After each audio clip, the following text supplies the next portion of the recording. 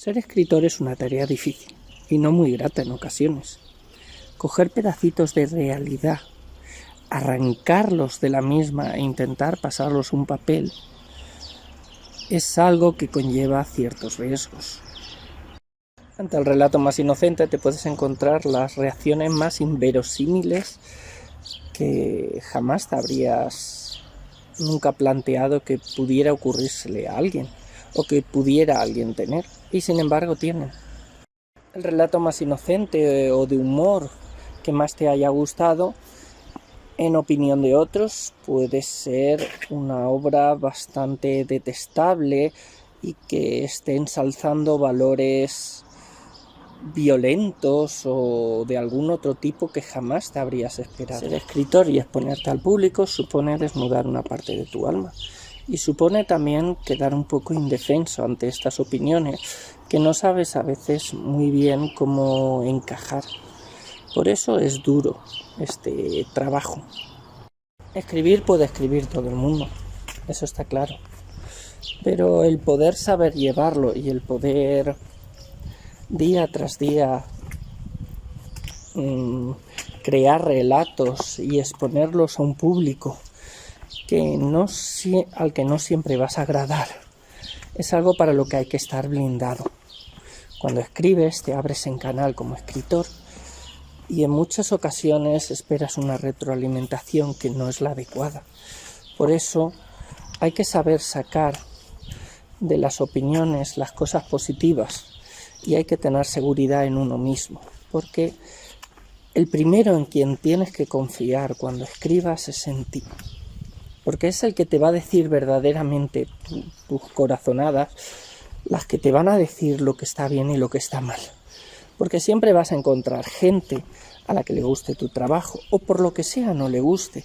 No, como escritores no podemos contentar a todo el mundo, jamás. Esa es una verdad que cuesta entender, o es fácil de entender pero difícil de interiorizar. Cuando eso se hace es mucho más sencillo el afrontar la publicación de una obra y ver las críticas que te pueden venir. Otra de las cosas que hemos de saber es que ninguno somos perfectos, ninguno es perfecto. Y por tanto vamos a cometer errores y siempre estamos en un proceso de aprendizaje. Por tanto, si a una obra nuestra le sacan errores, es natural, pueden existir. También puede ser que sea debido a que no le guste el género que tú escribes o la forma que tengas de escribir, pero seguro que tendrás un público al que le guste. Por eso hay que tener seguridad y hacer lo que a uno le guste. Y siempre escuchar la voz interior, porque esa es la que te va a decir si vas por buen camino o vas por mal camino. Ya me ha pasado a mí con varios relatos que dos de ellos tenían ciertos tintes de humor y sin embargo al hacer que otros los lean me he encontrado con opiniones un poco extrañas. Algunos no han encontrado esos tintes de humor con los que está escrito. Otros simplemente han encontrado un relato violento cuando exigía un cierto realismo, en una situación más bien cómica. Otros han encontrado relatos que a todas luces han gustado y sin embargo les han encontrado hasta un punto bastante inadecuado. Y bueno, al final tienes que aceptar que todos tienen su visión y su parte de verdad, pero que eres tú el que al final tienes que ver a qué público diriges tus relatos y tienes que saber que habrá veces que esos relatos no gusten a otro público. Y no por eso tienes que desencantarte. Hay que saber aceptar eso y hay que saber ver. Pienso, desde mi experiencia, que no se puede agradar a todo el mundo. Os voy a hablar, por ejemplo, de un relato que escribí, que está en mi libro Fuegos Fatuos, Antología de lo Increíble, llamado Caperucito. Se trata de un relato cortito, que es una especie de retelling o algo así, podríamos decir. Es que he aprendido hace poco esa palabra y me ha hecho gracia. Bueno, es el cuento de Caperucita contado de otra manera. En vez de haber una caperucita hay un caperucito, y en vez de haber un lobo hay una loba. Y bueno, la gracia está en que la loba no quiere comerse al chico, sino más bien pues es una loba con unas curvas muy pronunciadas y que baja de forma algo sensual.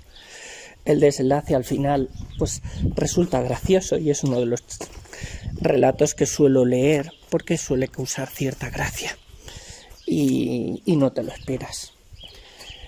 Sin embargo, se lo dejé leer a un compañero de letras, y una de las cosas que me dijo fue algo así como que podía ser poco adecuado porque, claro, Caperucito pues podía ser menor de edad, y en esa situación pues no era un tema un poquito así. Y la cosa es que yo nunca me había planteado la edad de Caperucito. En este caso, Caperucito podía ser mayor de edad, porque no se indica en el cuento. Pero me fastidió bastante el encontrar que alguien podía llegar a una conclusión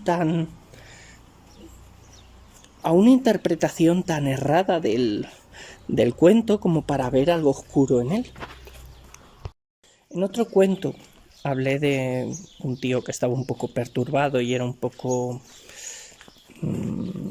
dominante en algún sentido, y que tenía la fantasía oculta de ponerle un collar a su mujer, pero era, bueno, a su novia, pero era de una manera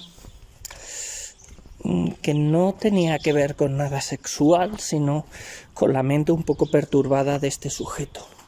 Sin embargo, se lo di a leer a una amiga y ella encontró bastantes similitudes con temas de sadomasoquismo y demás, por elementos que parecían aparecer en el texto, cuando no era mi intención ni por asomo incluirlos en ello, y sin embargo podía herir las sensibilidades de un cierto público que estaba habituado a estos temas y que no veía con buenos ojos pues algunos de los elementos que yo había añadido.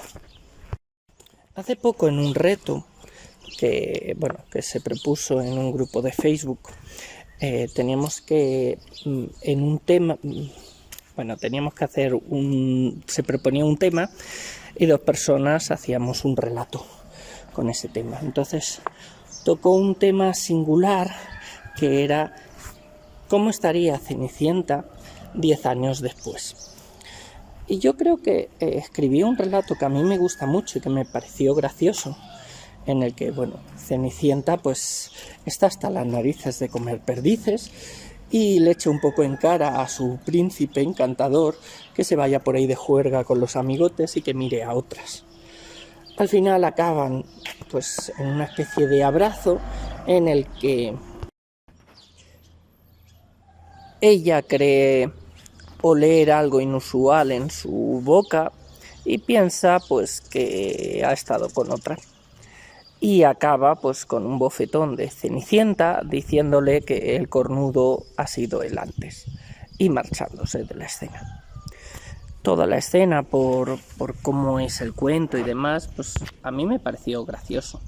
Sin embargo, al leerlo, pues hubo varias personas que comentaron que el relato estaba bien, pero que no les gustaba porque estaban en contra de la violencia. Una de ellas, comentándolo, dijo que le había tocado como algo dentro, porque era un tema como muy real. Por una parte me gustó, porque yo cuando escribo un relato busco justamente la coherencia con la realidad y busco que sea creíble. Por esa parte, creo que esa reacción de alguna manera me halaga, porque sí que vi una correspondencia con la realidad, pero sin embargo me sorprendió que en vez de buscar el lado más cómico de la situación, se fijaran en un plano más susceptible con ciertos temas.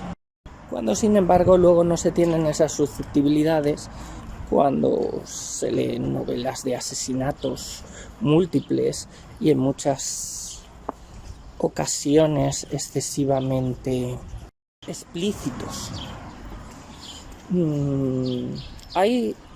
Yo he detectado que hay como una especie de temas o de modas, sobre todo entre la gente más adulta a la hora de leer, en el cual se está reclamando mucha literatura, que sean thrillers, y cada vez se busca que sean más y más violentos. Y es un tipo de literatura que no sabía que enganchaba tanto, pero que está arrastrando masas. Lo veo por los grupos que se crean, los multitudinarios que son, y muchas de esas obras que son extremadamente violentas y explícitas son las que más sensación están causando. Y sin embargo, por otro lado, veo este otro tipo de reacciones y me pregunto, no lo termino de entender. Pero así es, no podemos contentar a todo el público. Al intentar dar realismo a nuestras obras, generar cierta susceptibilidad en un grupo de lectores, y aunque hagamos lo contrario, podemos tener un grupo de lectores que nos reclamen más realismo o que no terminan de creer una escena, o que en determinadas ocasiones algo les resulte violento e inaceptable a un grupo de personas y sin embargo otro tipo de situaciones mucho más explícitas y mucho peores, sin embargo, se consideren aceptables.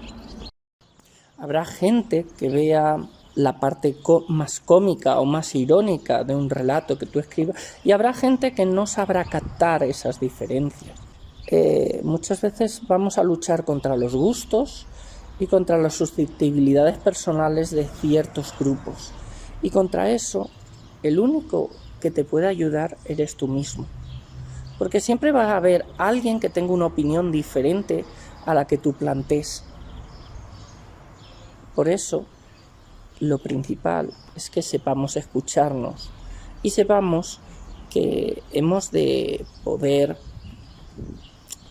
llevar sobre nuestros hombros esta diferencia de opiniones y que vamos a tener que afrontarla cuando expongamos al público general nuestro trabajo.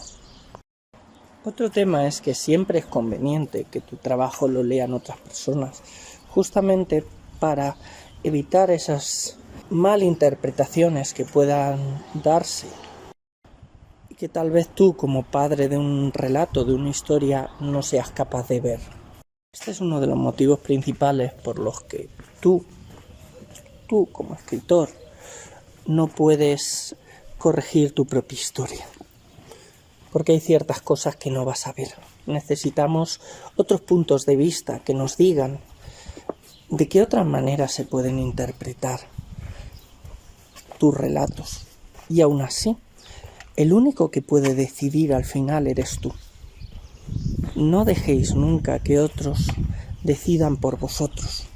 Escuchad otras opiniones, pero la última palabra la debe de tener siempre el escritor. Ese es otro debate con los correctores. En otros ámbitos, que no es la literatura, los correctores directamente corrigen el texto y punto. Sin embargo, en literatura no deben de hacerlo y estaría mal, además, que lo hicieres. O un texto, escribir un relato que pueda tener una interpretación no deseada. Un corrector puede corregir un texto y no interpretar del todo bien el mensaje que tiene el texto o ciertas frases. Cuando un corrector revise tu texto, debe de indicarte qué cosas cambiar, pero la última palabra para cambiar esas cosas debe de ser la del escritor, porque al final va a ser su texto, no el del corrector. Hay correctores que eso no lo entienden bien, y hay otros que sí. Hay algunos que no aceptan que un escritor diga, oye, no he aceptado todos tus cambios. Y la verdad es que no entiendo muy bien el porqué, porque realmente es así. sea, el corrector se debe de dedicar a indicar qué debería cambiarse, pero no puede él decidir cómo debe de quedar el texto, porque tal vez pues haya cosas que se hayan hecho a propósito en un texto y no queráis que sean cambiadas, aunque no sean del todo correctas. O tal vez la opinión que tenga el corrector no sea exactamente coincidente con la que tengas tú sobre ciertos temas. No siempre todo es blanco o negro.